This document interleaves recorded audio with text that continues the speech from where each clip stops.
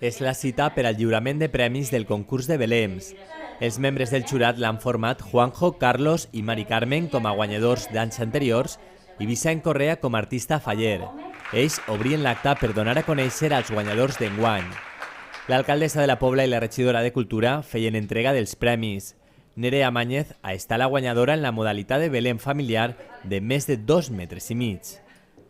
En Belems més xicotets de 2,5 metres ha guanyat Vicent Micó, a qui li recollia el premi la seva dona Sara Martí.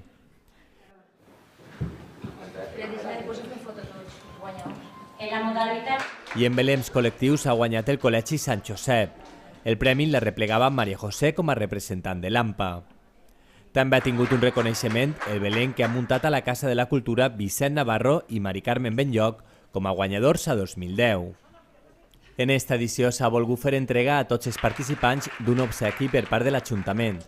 S'han presentat més de 25 Belems, tant individuals com col·lectius, alguns de falles i altres d'associacions de veïns d'urbanitzacions.